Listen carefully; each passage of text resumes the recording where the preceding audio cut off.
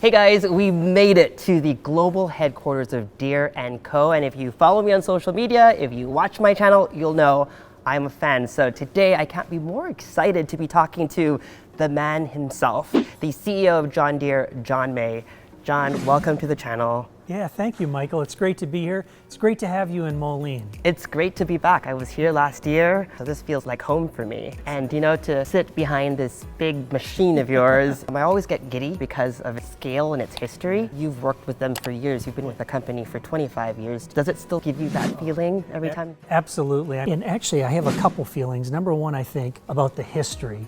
And there's so much history, 185 years of people developing great products and great tools. And it's a little scary because you say, no, I have to keep that up and keep the company progressing and continuing to deliver. But then I just love equipment. I'm an equipment junkie. I have a lot of equipment myself. I grew up collecting model cars, model planes. I was really proud that I could kind of name all these aircraft. These days, I'm really proud that I can say, oh, that's this kind of tractor, that's a combine, and I also collect as an adult now John Deere models. I'm curious, I have a favorite. Do you have a favorite machine? Is that a fair question to ask? You know, that's like asking me to pick my favorite child. I've got 2 daughters. That's a losing proposition. But what I will say is, I'll tell you what I like that I have on my own farm. Yeah. We have a horse farm, and we have both construction and I have agricultural equipment. So I really love on the ag side, I use a 6R tractor. Okay, I know what that is. Yeah, to do most of the work around the farm, maintaining pastures and trails, and it's just a fantastic machine, comes from Moline, Germany. And then I love on the construction side, I have a 333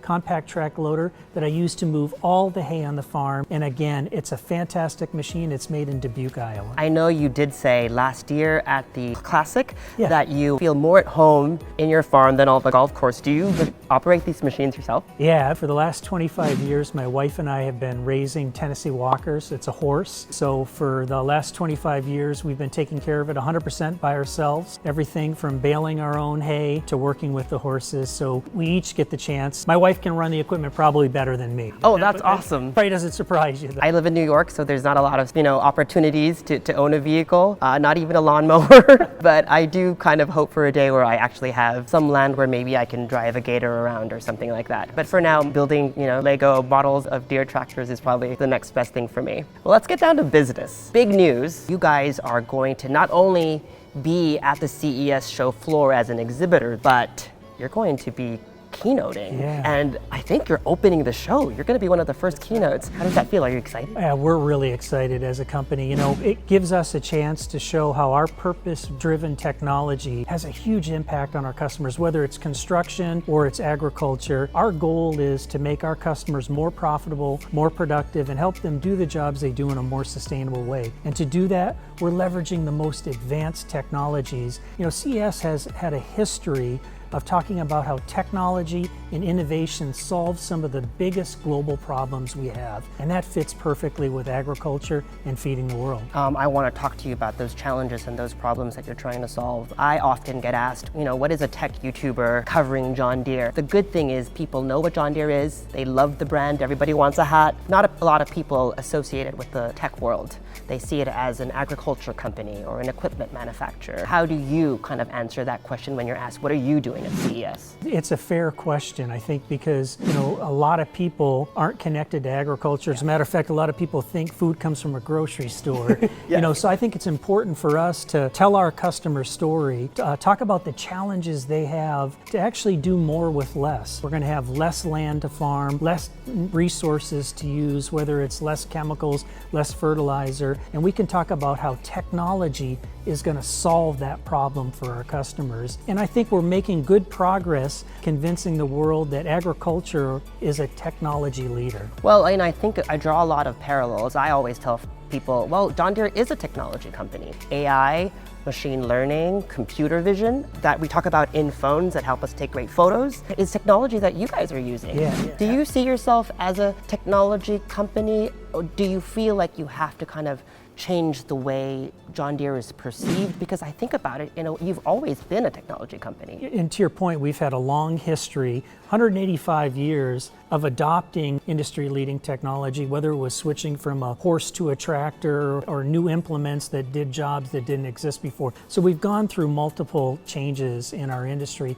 The biggest shift, though, that we've made recently is we used to focus heavily on building the best, highest quality product, like the best tractor that you could manufacture. And we've shifted more to being job focused. So instead of building the best planter, we want to leverage technology to help our customers do the job they do of planting better than they ever could before. I think about micromanagement at scale, the things that you're able to do now, and it's very fascinating. January, world's first fully autonomous tractor, and then you had See & Spray. And a lot of this, I believe, is things that you started when you became CEO. Just to share the power of just one of those examples that you gave, I'd like to talk about See & Spray. And maybe just stepping back, and if you think about, for your viewers, our customers, our farmers, go through, after the crop is planted and standing, they run a sprayer through the field to eliminate the weeds and make sure the healthy plant has all the water it needs, the sunlight,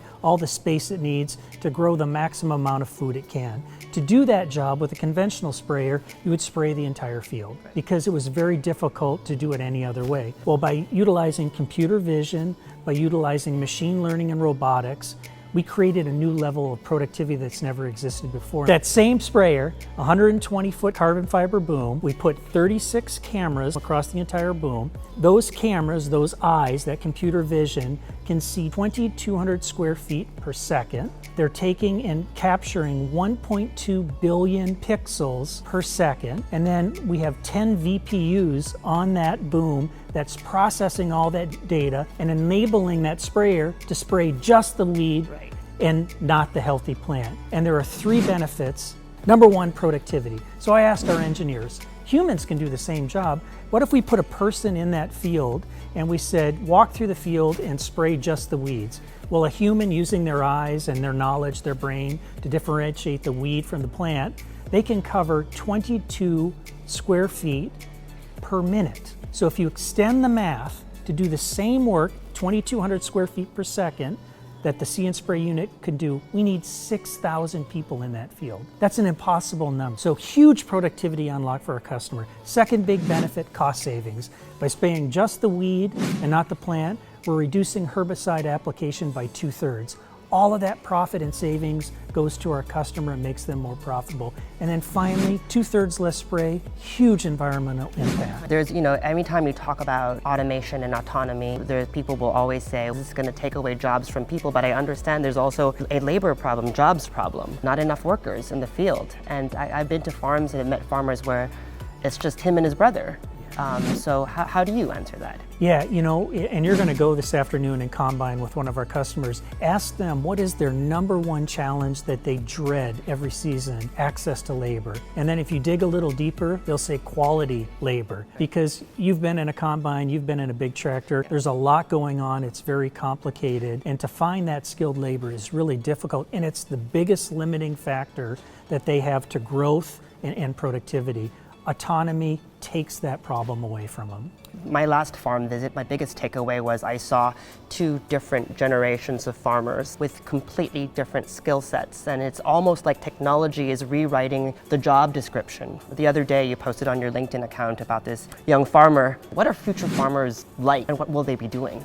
I mean, that's a great observation because, every generation is dealing with a different set of tools. The great thing about this next generation is they're going to have access to technology that'll make them multiple times more productive than their parents or grandparents were. They are also going to have access to data that was trapped on those machines, that now it's their data. They can share it with their trusted advisors, make better decisions than they've ever been able to because they have new sets of data. And the other thing that's exciting about autonomy, if we can get that very experienced farmer out of the cab of that tractor and put them to work on other things that are more important for the business. By analyzing data, they can make better decisions on what seed they're going to use or what chemical they're going to use. So the future is really bright for this next generation. Obviously, this is a new skill set, and I'm not even sure if there are schools that have, caught up with the technology that you've put out. How do you solve that problem? Yeah, a couple ways. Number one, we do work with a lot of schools that have precision ag programs where we'll provide them with the technology to train their students on what's possible. But we rely heavily on our dealer network, and we have the best dealer network around the world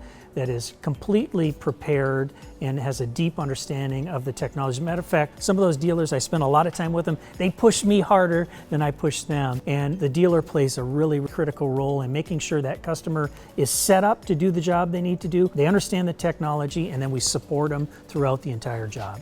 We talk about how John Deere wants to help feed the world. I grew up in Southeast Asia. I know you spent some time in Asia. You were in China for a bit. How was that? Well, I lived in China for 3 years with my wife and 2 kids, and it was the best experience I ever had at John Deere. Number one, I had a chance to wake up every day in a new country, in a new culture, buy groceries, do all the stuff you do in life, go to restaurants, make friends. It was just a wonderful experience. But probably the biggest impact it had on me is the fact that every market is very different, and where they are on their adoption of technology or even just basic mechanization is very different. So we need to make sure that we don't try to take a solution that works in the US and try to fit it into a market that may not be ready for it, whether it's a cost, they can't afford it cost-wise, or just agricultural practices. That's definitely one thing that is close to my heart and is why I became a YouTuber as well. I want to be able to empower people so that they can actually leverage technology. But technology does come at a cost. And you're right, how they do farming in Vietnam and Indonesia and the Philippines is very different from how they do it here. But also, a lot of farmers have that cost issue. What is John Deere doing to kind of help bridge that problem if you want to feed the world and not just nations that can afford the technology? We need to work with those local farmers and make sure we understand what are the critical jobs that they are doing that we can apply even the slightest amount of technology to make them dramatically more productive. Great example would be in China. We didn't have a mechanically front-wheel drive tractor. It was all rear-wheel drive, just like you saw here 50 years ago. It limited when the farmer could go into the field. It limited the size of the implement farmer can use. By bringing that basic technology, it had a huge impact on how productive our farmers were. So it's really understanding what are their challenges, and then what do we have for technology that can solve that challenge for them. When the steel plow was invented, the challenges were very different back then. What do you think is the biggest challenge that the world is facing with regards to agriculture, and how does John Deere kind of play into all of that? We've seen this over the last 2 to 3 years. We're going through the pandemic. There were multiple times where there was food scares, or most recently with the war in Ukraine. They're one of the largest exporters of corn and vegetable oil. It had a big impact on the market. We're going to have those challenges at the same time the population is growing. Whether it's 25 years or 50 years from now, population is going to go from 7.8 billion to 10 billion. We're going to require 50% more food. And we're still going to have these bumps. Our role is to help our customers unlock that problem and do more with less. How do we help them produce more yield with less inputs, whether that's land, whether that's water, whether it's using less fertilizer? That's our big value that we can add to the customers. And automation and autonomy are going to lead the way. Let's talk about the future. I know recently you acquired an Austrian company that specializes in batteries and charging technology. Is that a hint that we might see electric tractors like we see electric cars today? Yeah, I'm really excited about Kreisel, the acquisition of Kreisel. They're an amazingly talented group of employees. The first big project is by 2026, we want to have a low to no carbon solution, a tractor that will operate in high value crops like orchards and vineyards. We're going to then extend that technology into our construction equipment that are operating in metropolitan areas where noise is a factor and pollution is a big issue. We're also working on hybrid electric vehicles. One of the largest wheel loaders we produce in a quarry that's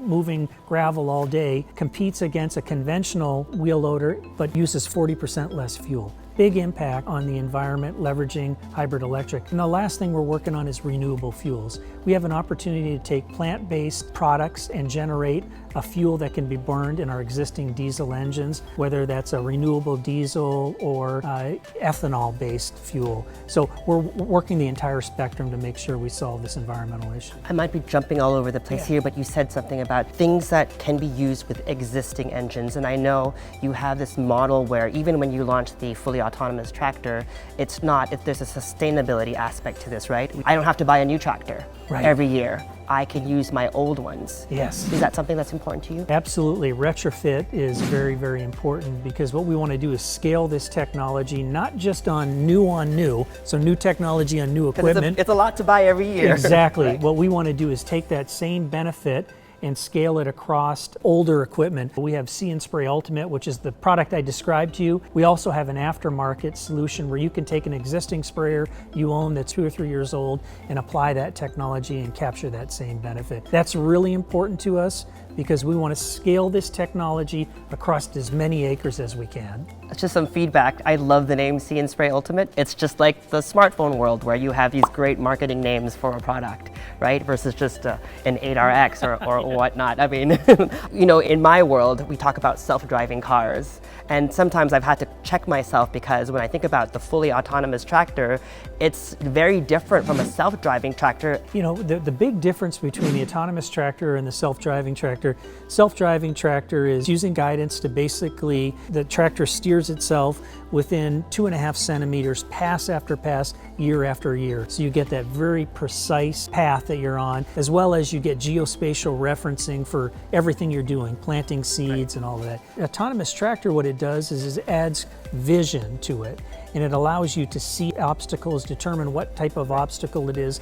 go around an obstacle. But the other neat thing it's also doing is it's pulling an automated tool, and that tool is automatically adjusting itself based on what it's sensing in the field. I think for me, my biggest takeaway as I've come to get to know John Deere over the years is that, even any self-driving car will still need a driver to sit behind the steering wheel. And John Deere has been making tractors that have been able to do that many, many years ago, and now they have one that doesn't even need a driver. For that fully autonomous tractor to work, 5G and connectivity is so important. But as soon as you leave the city, connectivity isn't as great. I know you're not a carrier, but is that something that John Deere can also help solve? Yes, and we can do 2 things to solve that. Number one, we can advocate, and we do that all around the world where we work with the local governments to help them understand that urban areas are obviously very important to have connected, but rural areas are equally as important, not just for agriculture, for education, and all the other benefits that come along with connectivity. The other thing we're doing is we look at other technologies